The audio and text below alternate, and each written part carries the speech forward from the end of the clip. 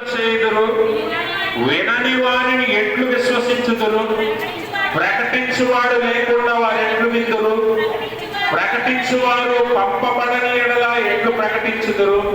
ఇందు విషయమై ఉత్తమమైన వాటిని గూర్చిన సువార్త ప్రకటించు వారి పాదములతో సుందరమైనవి అని వ్రాయబడి ఉన్నది. ఈ రోమపత్రికలో 10వ అధ్యాయము 14వ వచనం నుంచి 21 వరకు మనం చదువుకునే లేఖన భాగంలో పాత నిబంధన విషయాలను కూడా కొన్ని జ్ఞాపకం చేస్తూ అపోస్తలుడైన పౌలు రోమా సంఘానికి ఈ మాటలు చెప్తూ ఉన్నాడు. వాస్తవానికి ఇక్కడ విశ్వాసము కలుగుటను గురించి, విశ్వాసములో ఎలా బలపడతారో వాటిని గురించి తెలియజేస్తూ వాక్యము వినేవారు వినని వారి గురించి కూడా ఆయన మాట్లాడుతూ ఉన్నాడు. ఇక్కడ 2 ప్రాముఖ్యమైన విషయాలు. ఒకటి, వినాలంటే సువార్త బోధించేవారు పంపబడాలని చెప్తూ, సువార్త అందుతున్నప్పుడు వినేవారు వినని వారు 2 రకాలుగా మనుషులు ఉంటారని కూడా పౌలు సంఘానికి జ్ఞాపకం చేస్తూ ఉన్నాడు. కాబట్టి మీరు గమనించండి, విశ్వాసము కలగాలంటే వినాలి అనేది చాలా చాలా ప్రాముఖ్యం. వినకపోతే విశ్వాసము కలగదు.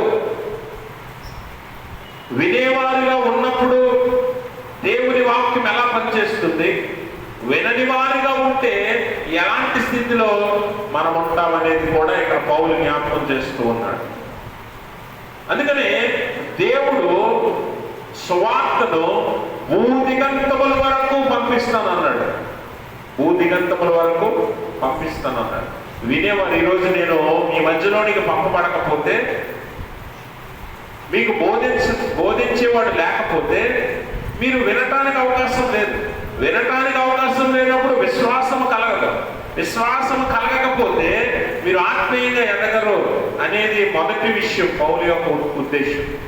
అందుకనే దేవుడు మొదటి నుంచి కూడా సువార్త ఎక్కడ అందకూడదు అనే విషయం లేకుండా, ఇక్కడ అందలేదు అని ఎక్కడ చెప్పబడకుండానట్లు ఆయన భూదిగంతముల వరకు సువార్తను పంపించాడు. యేసు ప్రభు వారు శిష్యులను పిలిచి అంటాడు, మొట్టమొదటి ఆ చివరి ఆజ్ఞగా ఆయన ఇస్తున్నాడు, మీరు సర్వలోకమునకు వెళ్ళి సర్వ సృష్టికి సువార్తను ప్రకటించండి అంటాడు. అంటే మీరు సర్వలోకానికి అనగా భూదిగంతముల వరకు ఈ వార్తను తీసుకెళ్ళండి. నేను మీకు ఏదైతే బోధించానో ఆ బోధలు సర్వలోకానికి తీసుకుని వెళ్ళిపోండి. అందుకని వారిని అపోస్తలులు అన్నారు. ఊరకే అపోస్తలులకు పేరే పెట్టలేదు. వాళ్ళు ఎందుకు పెట్టారు అపోస్తలు అని? వాస్తవానికి అపోస్తలుడు అని తెలుగులో మనం అంటాం, ఇంగ్లీష్లో అపోస్తలు. అది గ్రీకు నుంచి వచ్చిన మాట. గ్రీకు భాషలో అపోస్తలాస్ అంటే పంపబడిన వాడు. ఏమని అర్థం? అపోస్తలుడు అంటే దేనికి పంపబడ్డాడు? సెంట్ ఆన్ ఎ పర్పస్, ఒక ఉద్దేశము, ఒక పని మీద పంపబడిన వాడు. పని ఏంటంటే యేసు ప్రభువు చెప్పిన ఆజ్ఞ, మీరు సర్వ సృష్టికి సువార్తను ప్రకటించండి. సువార్తను ప్రకటించడం అనే పని మీద వెళ్ళిన వారు కాబట్టి వీళ్ళని ఏమన్నారు? అపోస్తలులు అన్నారు. వారు అనేక మందికి సువార్తను ప్రకటించారు. రెండవది, అపోస్తలుల తర్వాత కాలాన్ని చూస్తే మనము మిషనరీలు వచ్చారు కదా. భారతదేశానికి ఎంతో మంది మిషనరీలు రావడాన్ని బట్టే సువార్త మన దాకా వచ్చింది. అవునా? 1వ శతాబ్దంలో యేసు ప్రభు వారి శిష్యుడు అపోస్తలుడైన తోమా మన మధ్యలోకి వచ్చాడు. ఆయన కూడా సువార్త ప్రకటన చేశాడు. ఎంతో మందిని దేవుని వైపు తిప్పాడు. మొట్టమొదటి సంఘాన్ని కట్టాడు. ఎంతో మందిని దేవుని మందలో చేర్చాడు. ఆ తర్వాత కాలంలో కూడా బట్టలోపై జిగిరి బాగు, అలాగే ఇంకా అనేక మంది సువార్థికులు లేదా మిషనరీలు భారతదేశానికి వచ్చారు. బాప్టిస్ట్ మిషనరీలు, లూథరన్ మిషనరీలు, ఇంకా అనేక సంఘాల మిషనరీలు భారతదేశానికి వచ్చి సువార్త సేవ చేశారు. ఆ సువార్త సేవలో భాగంగానే హాస్పిటల్ కట్టారు, స్కూళ్ళు నిర్మించారు. పేదవారైనటువంటి వారికి కుల మత జాతి భేదాలు ఏమీ లేకుండా అందరికీ విద్య అందించారు, అందరికీ వైద్యం అందించారు, అందరికీ సువార్తను ప్రకటించారు. అంటే దేవుడి ప్రణాళిక చూడండి, భూదిగంతముల వరకు సువార్త వెళ్ళాలి. అందులో ఏమాత్రము లోటు లేకుండా దేవుడు పంపవలసిన వారిని అందరినీ పంపిస్తున్నాడు. అందుకే ఇక్కడ పౌలు అంటాడు, విశ్వసింపని వారికి ఎట్లు ప్రార్థన చేస్తారు, వినని వారిని ఎట్లు విశ్వసించుదురు, ప్రకటించేవాడు లేకుండా వారెట్లు విందురు. అందుకే మనం ఆ మాట అనకుండా దేవుడు ఏం చేశాడంటే ప్రకటించే వారిని అనేక మందిని పంపించాడు. మా మధ్యలో అపోస్తలులను పంపించాడు, మిషనరీలను పంపించాడు, సువార్థికులను పంపించాడు, సేవకులను పంపించాడు, కాపరులను పంపించాడు. ఈరోజు లోతరణ సంఘం, మన సంఘం ఏర్పడి ఎన్నో సంవత్సరాలు అవుతుంది. ఈ నేలలో ఎంతో మంది సేవకులకి ఇక్కడికి వచ్చి సువార్త పరిచయం చేశారు కదా. మీరందరూ ఎవరి చేత పంపబడిన వారు అంటే దేవుని చేత పంపబడిన వారు కనుక వాళ్ళు దేవుని సువార్త. అందుకే సువార్త కూడా ఎలాంటి సువార్తట కింద అంటాడు, ఉత్తమమైన వాటిని గూర్చిన సువార్త. అంటే సువార్త నీకు మేలు చేసేది, సువార్త నీకు మంచి చేసేది, సువార్త నీకు దీవెన కలిగించేది, ఉత్తమమైనది నీకు అందించబడుతుంది. ఆ సువార్తను నువ్వు అందుకుంటున్నావు అంటే దేవుడు పంపబడిన వారిని బట్టి బోధించు వారు అనేక మంది మీ మధ్యలోకి వచ్చి దేవుని సువార్తను అందించారు. అయితే విషయం ఏంటంటే ఇక్కడ దేవుని ప్రణాళిక చొప్పున ఆయన చేయవలసినంతా చేశాడు. రక్షణ ప్రణాళిక చేశాడు, మానవాళికి పాప భారములు తీసివేసి ఒక మార్గాన్ని సిద్ధపరిచాడు. అలాగే ఆయన ఈ పాపంలో విడిచిపెట్టి లేదా పాపంలో కడుక్కొని మన పరలోకం వెళ్ళాలంటే ఎలాగా అనేది కూడా బోధించాడు. మరణం తర్వాత ఏమవుతుందో కూడా తెలియజేశాడు. ఇవన్నీ బోధల్ని శిష్యుల ద్వారా లోకానికి తెలియజేస్తూ ఉన్నాడు. భూదిగంతముల వరకు ఆయన పంపాడు. అందుకే ఇక్కడ 17వ వచనంలో 18వ వచనంలో మనం చదువుదాం. ఆయనను నేను చెప్పినది ఏమనగా వారు వినలేదా, విన్నారు కదా, వారి స్వరము భూలోకం అందంతటికి, వారి మాటలు భూదిగంతముల వరకు. వారంటే ఎవరంటే పంపబడిన వారు. వారెవరు? వారు అంటే పంపబడిన వారు. అపోస్తలులు అవ్వచ్చు, మిషనరీలు అవ్వచ్చు, సేవకులు అవ్వచ్చు, సువార్థికులు అవ్వచ్చు, కాపరులు అవ్వచ్చు. పంపబడిన వారి మాట ఎక్కడ రాగలుగుతుందట? భూదిగంతముల వరకు, భూమి అంతటా వ్యాపించెను, వినిపించెను. ఈరోజు ఎక్కడ ఉన్న మీరే వినట్లేదు నా మాటలు, అవునా? ఇక్కడ ఉన్న మీరు మాత్రమే వినట్లేదు నా మాటలు. ఎక్కడి వరకు వెళ్తుంది? ఎంతో మంది వింటున్నారు, అందులో అనేక మంది ఉన్నారు. అయితే ఇక్కడ విషయం ఏంటంటే ఈరోజు మనం జ్ఞాపకం చేసుకోవాల్సింది ఏంటంటే వినేవారు విననివారు. ఈరోజు ఏ గుంపులో నువ్వు ఉన్నావన్నది ఈరోజు నిన్ను నువ్వు పరీక్ష చేసుకొని వాక్యపు అర్థములో నిన్ను పరిశీలన చేసుకోవాలి. వాక్యం యొక్క అర్థములో నిన్ను నువ్వు పరిశీలన చేసుకోవాలి. ఏంటంటే వినేవారి గుంపులో ఉన్నావా, వినని వారి గుంపులో ఉన్నావా? అయితే వినేవారు రెండు రకాలు ఎలా ఉన్నారంటే విని వాక్యమును నమ్మిన వారు, అంగీకరించిన వారు, వెంబడించేవారు ఒక రకమైతే, విని దాన్ని అంగీకరించకుండా దాన్ని తిరస్కరిస్తూ దాన్ని వెంబడించకుండా ఉండేవారు ఇంకొక రకం. అంటే వినేవారిలో రెండు రకాలు ఉన్నారు. వినని వారు అదొక రకం. అయితే ఇప్పుడు నువ్వు ఏ గుంపులో ఉన్నావన్నది ప్రాముఖ్యంగా ఈ రోజు నువ్వు తెలుసుకోవలసిన విషయం. ఎందుకంటే వినేవారిలో ఉన్న ఈ రెండు గుంపులు ఎక్కడుంటారు? విని వాక్యాన్ని వెంబడించేవారు, విని వాక్యాన్ని విడిచిపెట్టేవారు. ఈ రెండు గుంపులు ఒకసారి ఉంటాయి. ఎక్కడ? సంఘములోనే ఉంటారు. మీరు విని అంగీకరించేవారు ఇక్కడే ఉంటారు, విని విడిచిపెట్టేవారు కూడా ఇక్కడే ఉంటారు. వినని వారు ఎక్కడ ఉంటారంటే లోకంలో ఉంటారు. అర్థమైంది మీకు? ఇప్పుడు వినని వారు ఎక్కడ ఉంటారు? లోకంలో ఉంటారు. వినేవారు రెండు రకాలు. ఆ రెండు రకాలు ఎక్కడ ఉంటాయి? సంఘంలోనే ఉంటారు. అయితే ఈ విని అంగీకరించేవారు కాకుండా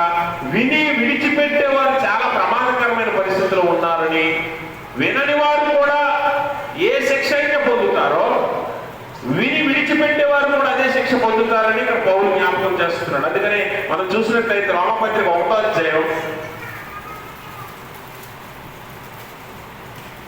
18వ వచనం చదువుతాం. దుర్నీతి చేత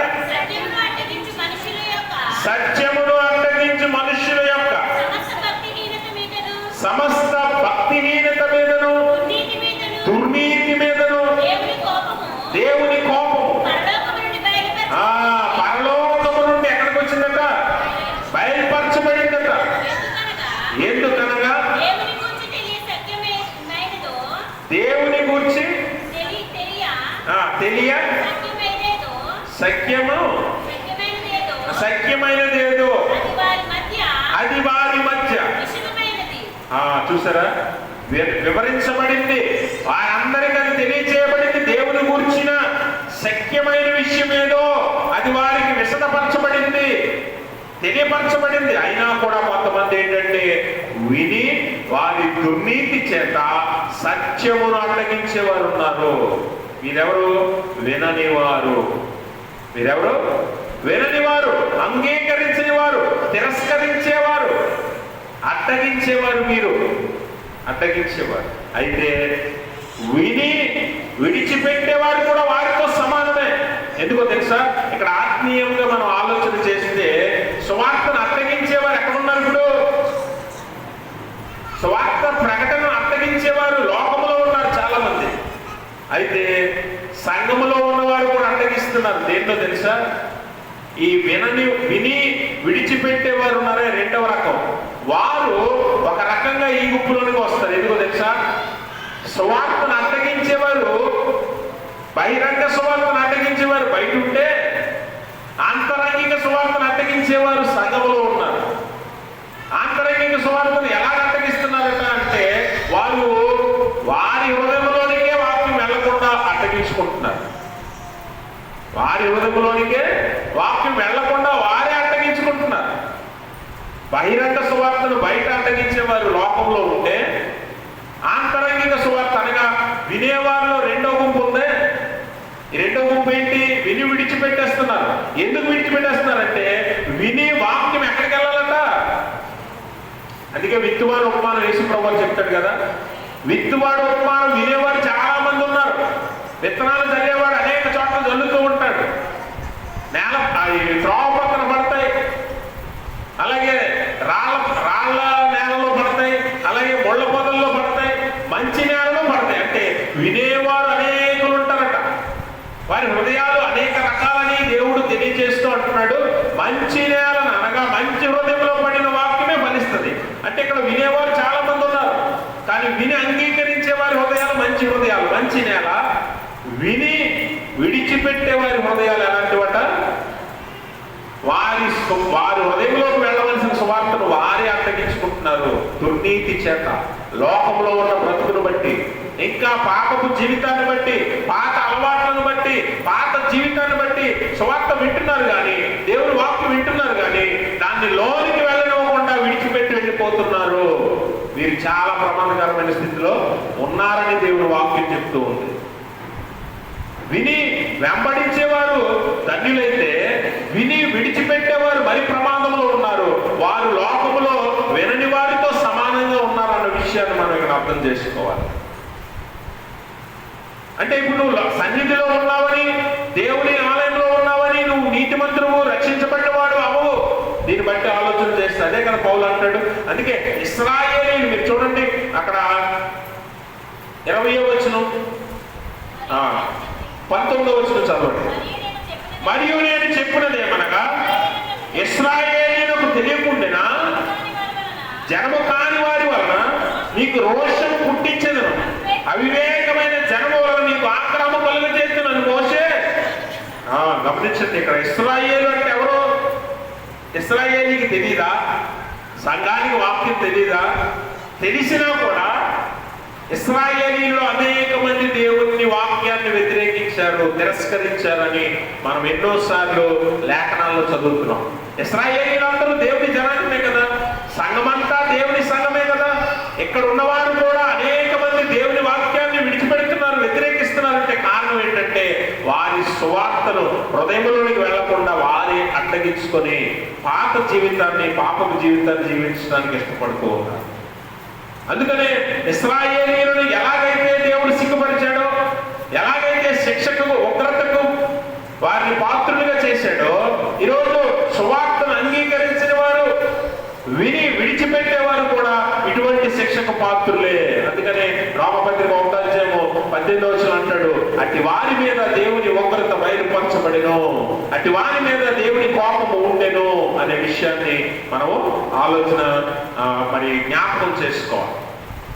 కాబట్టి ఆత్మీయ జీవితాల్లో వినని వారుగా ఉన్నావా, లేకపోతే విని విడిచిపెట్టేవారుగా ఉన్నావా? ఇది ప్రమాదకరమైన స్థితి ఆత్మీయ జీవితానికి. దేవుని ఉగ్రత నీ మీద నిలిచే స్థితి ఇది. కాబట్టి నువ్వు జాగ్రత్త పడాలి. వినేవారిగా అనగా విని అంగీకరించేవారు. అందుకనే 17 అంటాడు కదా, కాగా వినుట వలన విశ్వాసము కలుగును, వినుట క్రీస్తును గూర్చిన మాటల వలన కలుగును. అయినను నేను చెప్పున్నదేమనగా వారు వినలేదా? విన్నారు కదా. ఇక్కడ అంటాడు చూడండి 16 అయినను అందరూ సువార్తకు, చూసారా, సువార్తకు అందరూ లోబడలేదట. ఇక్కడ ఉన్న అందరూ వింటున్నారా లేదమ్మా? ఇక్కడ ఉన్న ప్రతి ఒక్కరూ వింటున్నట్టే కదా. విన్న అందరూ సువార్తకు లోబడలేదట. అయినను అందరూ సువార్తకు లోబడలేదు. ఎందుకు లోబడలేదంటే వారు వినుటలేదు, లేదా విన్నా విడిచిపెట్టే స్థితిలో ఉన్నారు.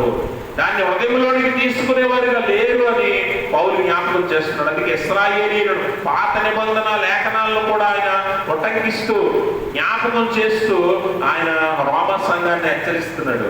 మీరు కూడా అదే కోపం చెందితే, ఇశ్రాయేలీయులు ఎలాగైతే దేవుని ఉగ్రతను రుచి చూశారో, ఇశ్రాయేలీయులు ఎలాగైతే ఆయన కోపానికి వారు పాత్రులయ్యారో, అలాగున మీరు కూడా దేవుని ఉగ్రతకు పాత్రలు అవుతారేమో అని దేవుని వాక్యం ద్వారా పౌలు జ్ఞాపకం చేస్తున్నాడు. అందుకనే వినని వారికి వారి ఇంట్లో ప్రార్థన చేయుదురు.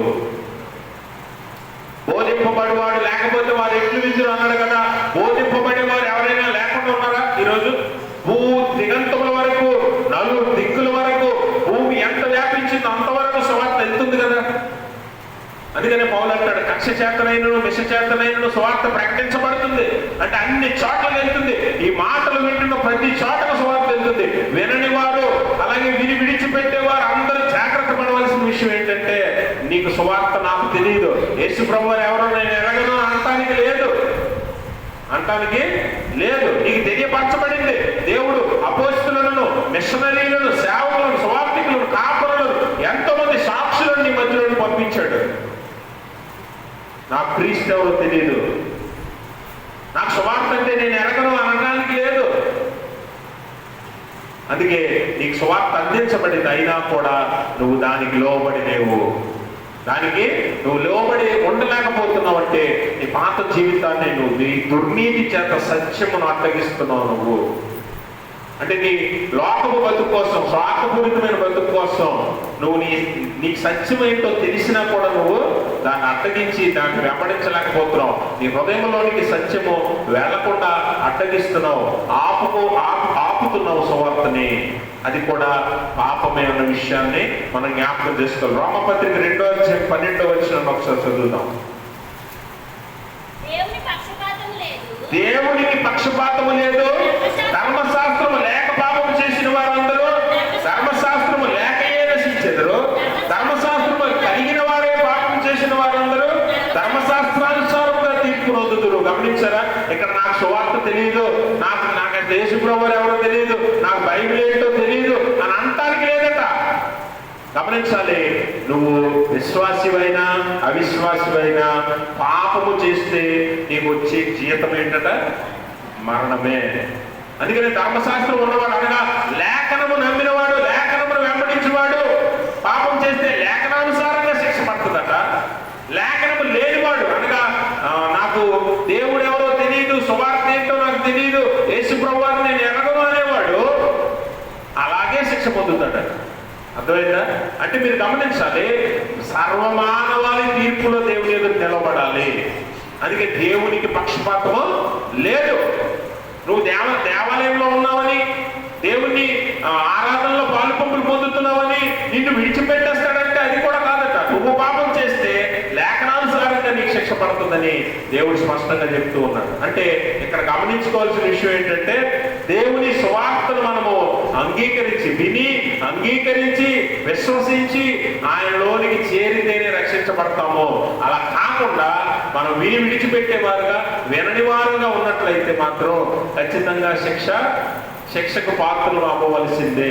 ఆయన ఉగ్రత మన మీద నిలుస్తుందని చాలా స్పష్టంగా పౌలు హెచ్చరిస్తున్నాడు. అందుకనే మనం గమనిస్తే ఈ యెషయా గ్రంథంలో ఉన్న మాటలను అపోస్తలుడైన పౌలు రెఫర్ చేస్తూ ఉన్నాడు. 53వ అధ్యాయం 1వ వచనం మనం గమనిస్తే, మేము తెలియజేసిన సమాచారం ఎవడు నమ్మెను అని యెషయా చెప్పుచున్నాడట. చదవండి. యెహోవా బాహు ఎవరికి బయలుపరచబడినో.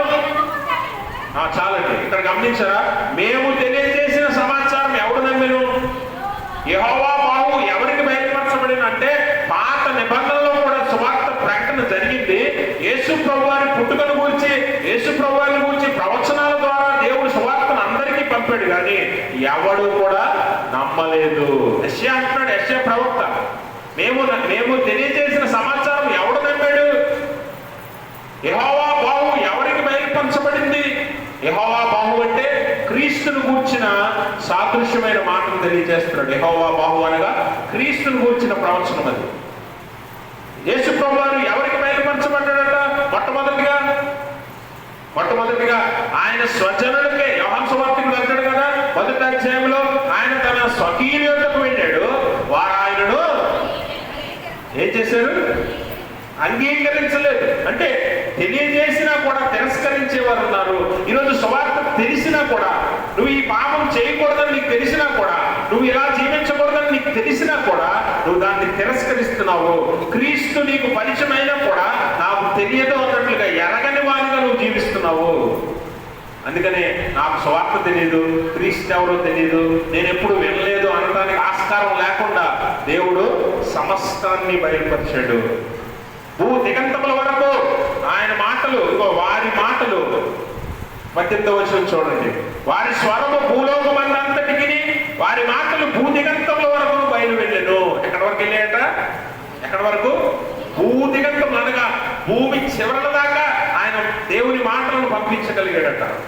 వారి మాటలు అనగా పంపబడిన వారి మాటలు. అంటే ఈ మాటలన్నీ దేవుని సువార్త భూదిగంతముల వరకు వెళ్ళిపోయింది. ఎవడో నాకు తెలియదు అంటానికి లేదు. ఈరోజు ప్రపంచ దేశాలన్నింటిలో సువార్త ఉంది. అనేక రకాలుగా దేవుని సువార్త ప్రకటించబడుతుంది. కాబట్టి తెలియదు అంటానికి లేదు. అయితే విని నువ్వు విశ్వసిస్తున్నావా లేదా అన్నది ఈరోజు దేవుని వాక్యము మనల్ని అడుగుతున్న ప్రశ్న. విని విశ్వసించి వెంబడించే వారిగా మనం ఉండాలి. అలా కాకపోతే మనము శిక్షకు పాత్రలు అవుతాం, దేవుని ఉగ్రతకు పాత్రలు. తెలుసు, ఈరోజు చాలా మంది మూఢనమ్మకాలు నమ్మొద్దు అని తెలుసు. దేవుని వాక్యం ఏమంటుంది? మూఢనమ్మకాలు నమ్మొద్దు అని చెప్తుంది, కానీ మనం నమ్ముతాం. ఎందుకంటే మనకు సంబంధం లేదు కదా, మనం విని వదిలేసి వెళ్ళిపోయే రకం కదా. మనం ఎందుకు నమ్ముతాం? మనకు భయం. మనకి దేవుడు అంటే భయం లేదు, కానీ దెయ్యం అంటే భయం మనకి కదా, అవునా కాదా? అందుకనే మనం దెయ్యంకి సంబంధించిన విషయాలన్నీ నమ్ముతాం, కానీ దేవుడికి సంబంధించిన విషయాలు నమ్మం. ఎందుకు నమ్మంటే మనకు దేవుడు అంటే భయం లేదు. దేవుడు ఒకరోజు అడుగుతాడు, నేను నీకు తెలియచేయలేదా, నేను నీకు సువార్త అందించలేదా అని అడిగినప్పుడు మన దగ్గర సమాధానం ఉండదు. గమనించండి. అలాగే పాపం చేయడం, అబద్ధం, ఇవన్నీ కూడా పాపమని మనకు ముందే తెలియచేసాడు దేవుడు. అయినా కూడా మనము వాటిని చేస్తూనే ఉంటాం. అదే అడుగుతున్నాడు దేవుడు. వారికి తెలియలేదా, వారు వినలేదా అంటే విన్నారు కదా, వారు విన్నారు కదా. విని తెలిసి కూడా పాపపు ఆలోచనలతో పాత జీవితాన్ని మనం వెంబడిస్తున్నామంటే ఖచ్చితంగా మనకి శిక్షకు పాత్రలు అవుతాం. మనం గుర్తుపెట్టుకోండి, జ్ఞాపకం చేసుకోండి. ఏమండి, దేవుడు సృష్టించిన సర్వ జీవరాశిని పరిశీలన చేస్తే మానవులతో సహా కుక్కలు, సకల జీవరాశులు ఉన్నాయి కదా, కుక్కలు, పందులు ఇవన్నీ ఉంటాయి కదా లోకంలో. ఇవేవి కూడా సమయాన్ని చూసుకుంటాయా, ఆచారాలు చూసుకుంటాయా? కానీ నువ్వు చూస్తావు, కానీ మనం చూస్తాం. ఎందుకు తెలుసా? మనము మూఢనమ్మకాలను నమ్ముతూ ఉంటాం, కానీ అవేవి చూడవు. దేవుని సృష్టి అవి కూడా సృష్టి కూడా దేవుని సృష్టిస్తుంది, దేవుని కనపరుస్తుంది. రామపత్రికలోనే అంటాడు కదా, 8వ అధ్యాయం చూడండి ఒకసారి. రామపత్రిక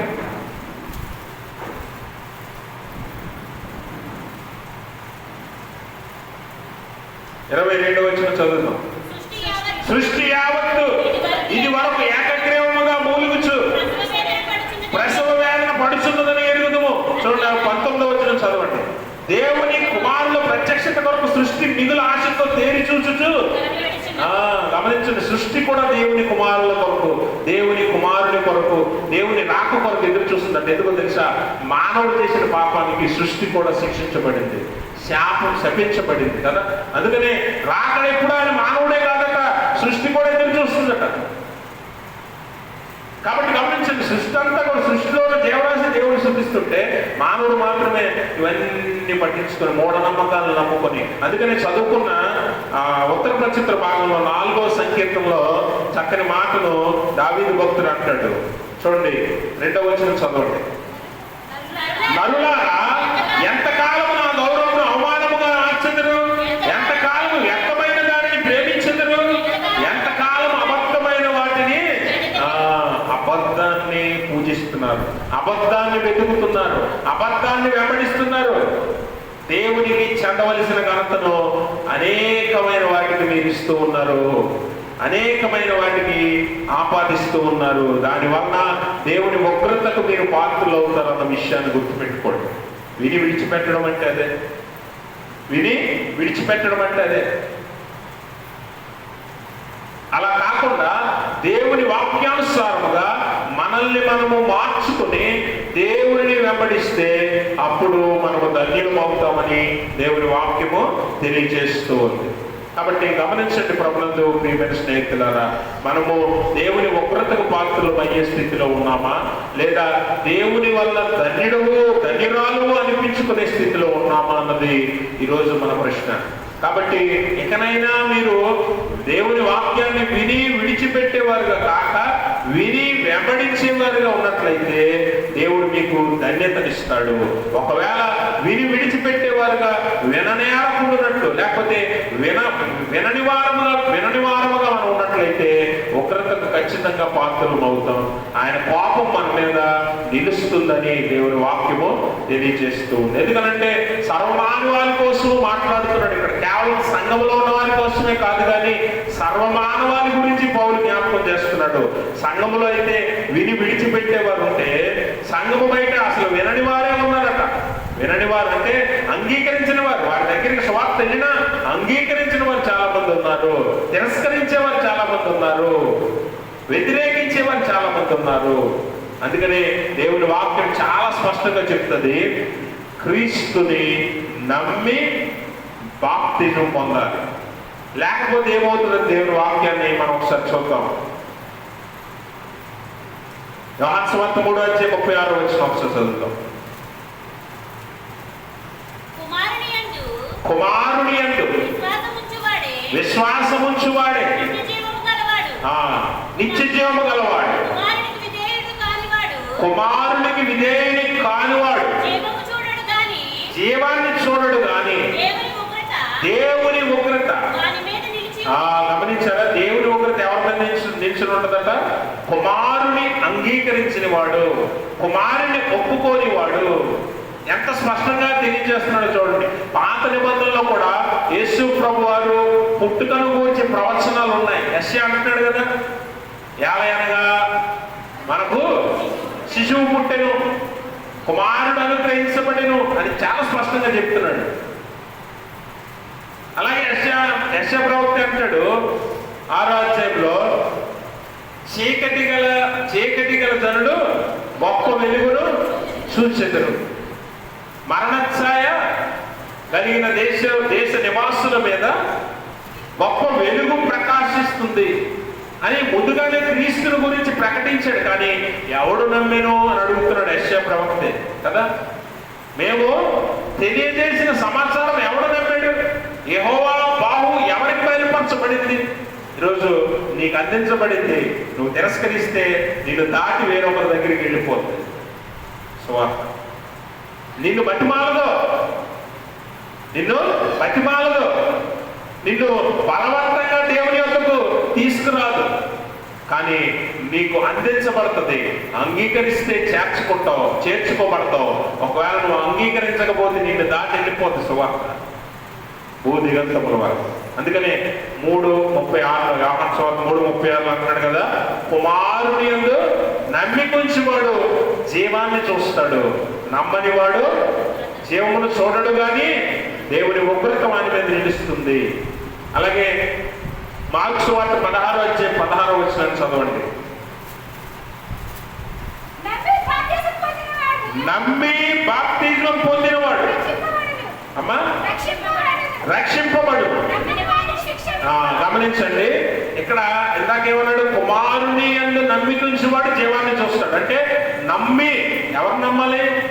క్రీస్తుని నమ్మాలి, క్రీస్తుని అంగీకరించాలి, క్రీస్తుని వెంబడించాలి. ఆయనను నమ్మి బాప్తిజం పొందాలట. అట్టి వాడు రక్షించబడతాడట. నమ్మని వాడు చాలా స్పష్టంగా చెప్పేశాడు ఆయన, శిక్షించబడతాడు. నువ్వు ఎన్నైనా అనుకో, నువ్వు ఏదైనా అనుకో, కానీ తీర్పులో దేవునికి పక్షపాతం లేదని స్పష్టంగా చెప్తున్నాడు కదా. పక్షపాతం లేదు. నువ్వు ధర్మశాస్త్రాన్ని నమ్మిన వాడు అయితే నమ్మినట్టు శిక్ష ఉంటుంది, నమ్మని వాడు అయితే నమ్మనట్టే శిక్ష ఉంటుంది. కానీ శిక్ష అయితే తప్పదు. పాపం వల్ల వచ్చే జీతము మరణము, అది ఎవరికైనా ఒకటే అని చాలా స్పష్టంగా తెలియజేస్తుంది లేఖనం. కాబట్టి నమ్మి, అనగా కుమారుని నమ్మి బాప్తిజం పొందితే రక్షించబడతావు. బాప్తిజం పొందితే రక్షించబడతావు. నువ్వు అబద్ధాలను నమ్మకూడదు, అబద్ధాలను వెతకూడదు. అందుకనే చాలా స్పష్టంగా దావీదు భక్తుల ద్వారా తెలియజేశాడు ఉత్తర నక్షత్రంలో, నువ్వు దేన్ని బట్టి దాన్ని నమ్మి పరలోకం వెళ్ళిపోతాను, స్వర్గం వెళ్ళిపోతాను అంటే కుదరదు. ఒకటే మార్గం అంటే యేసు ప్రభువు అంటాడు కదా, నేనే మార్గమును, నా ద్వారా తప్ప ఎవడు తండ్రి యొద్దకు చేరడు. పరలోకం చూడాలంటే క్రీస్తు ఒకటే అనే చాలా స్పష్టమైన సందేశాన్ని రోమ సంఘానికి అపోస్తలుడైన పౌలు చాలా స్పష్టంగా తెలియజేస్తున్నాడు. ఈరోజు మన సంఘానికి లేదా మనకు కూడా దేవుడు వాక్యం ద్వారా తెలియజేస్తున్న మాటలు ఇవే. అందుకే వినని వారిగా ఉన్నావా, విని విడిచిపెట్టే వారిగా ఉన్నావా, అయితే ఉగ్రతకు నువ్వు పాత్రురాలు అవుతావు. విని వెంబడించే వారైతేనే ధన్యులు అవుతారు. మనం విని ఇక్కడ వదిలేసి వెళ్ళిపోతాం. బయటికి వెళ్ళి మన ఆచారాలు, మన సాంప్రదాయాలు, మన పాత జీవితం, పాప జీవితం, మన ఆలోచనలు, తలాంతులు అన్ని లోకంలోనే ఉంటాయి. గుర్తుపెట్టుకోండి, మీరు ప్రతి దానికి లెక్క అప్పచెప్పవలసి ఉంది. చేసిన ప్రతి దానికి లెక్క అప్పచెప్పవలసి ఉంది. నువ్వు వెంబడించిన ప్రతి సాంప్రదాయానికి, ప్రతి ఆచారానికి, ప్రతి మూఢనమ్మకానికి నువ్వు లెక్క అప్పచెప్పాల్సిందే. ఎందుకంటే నీకు తెలియజేయబడింది. వారు వినలేదా? విన్నారు కదా అని చాలా స్పష్టంగా పౌలు అంటున్నాడు. నీకు తెలియజేయబడింది అది తప్పని, అయినా కూడా నువ్వు దాన్ని వెంబడిస్తున్నావు. అబద్ధమును నువ్వు వెతుకుతున్నావు, లోకంలో బ్రతుకుతున్నావు. అది ఖచ్చితంగా తప్పే. అంటే సువార్త తెలిసినా కూడా, వాక్యము సత్యము తెలిసినా కూడా నువ్వు దాన్ని విడిచిపెడుతున్నావు. అది నీకే ప్రమాదం అని ఈరోజు లేఖనము తెలియజేస్తూ ఉంది. కాబట్టి గమనించండి ప్రభునందు ప్రియమైన స్నేహితులారా, వాక్యానికి విధేయత కలిగి క్రీస్తుని నమ్మి బాప్తిజం తీసుకొస్తే రక్షణ చూస్తావు. లేదంటే విని విడిచిపెట్టేవారు లేదా వినని వారు ఏ శిక్ష అయితే పొందుతారో ఆ శిక్షను మనము పొందవలసి ఉంటుంది. కాబట్టి జాగ్రత్త పడండి. ఎక్కడైనా వాక్యం ఏం చెప్తుందో దాన్ని గ్రహించి వెంబడించేవారిగా ఉండండి. విని వెళ్ళిపోయేవారుగా కాదు, విడిచిపెట్టేవారుగా కాదు. అది చాలా భయంకరమైన శిక్ష. గమనించిన అపోస్తలుడైన పౌలు సువార్తను ఎరగక ముందు ఎలా ఉన్నాడు? హింసకుడిగా, దోషకుడిగా ఉన్నాడు. కానీ ఒక్కసారి క్రీస్తు మాట్లాడాడు, నువ్వు హింసిస్తున్న క్రీస్తును నేనే అన్నప్పుడు దేవుని మాటలను బట్టి పౌలు మారిపోయాడు. నమ్ముటం వల్ల విశ్వాసం కలుగును. ఆ విశ్వాసం పౌలుకు కలిగింది. ఈరోజు మనం వింటున్నాం, విశ్వాసం కలిగింది అంటున్నాం, కానీ వెళ్ళిపోయి మళ్ళీ మన పాత జీవితం, పౌలు బయటకు వెళ్ళిపోయి యేసుప్రభు వారిని వదిలేశాక బయటకు వెళ్ళిపోయి మళ్ళీ క్రైస్తవులు హింసించుకుంటూ మళ్ళీ పాత జీవితాన్ని జీవించాడా? మనకి విశ్వాసం ఎంత తేడా ఉందో చూడండి. మనం వినేసి బయటకు వెళ్ళిపోయి మళ్ళీ మామూలే. కానీ పౌలు అలా కాదట, విన్నాడు, నమ్మాడు, విశ్వసించాడు, వెంబడించాడు. కానీ మనలో ఉండవు. వింటాం, విడిచిపెట్టేస్తాం, వెళ్ళిపోతాం, మన బతికేదో మనం చూసుకుంటాం. అందుకనే శిక్షకు పాత్రలు అవ్వకుండా జాగ్రత్త పడండి, విని వెంబడించే వారిగా ఉండండి అని పౌలు హెచ్చరిస్తూ ఉన్నాడు. అలాంటి విశ్వాసంలోనికి మనం ఎదగాలని అట్టి స్థితి దేవుడు తన పరిశుద్ధాత్మ ద్వారా మనందరికీ దయచేయను గాక. ఆమేన్. సమస్త జ్ఞానం ఇచ్చిన దేవుని సమాధానం యేసుక్రీస్తు వల్ల మీ హృదయములకు, మీ తలంపులకు కావలి ఉండును గాక. ఆమేన్.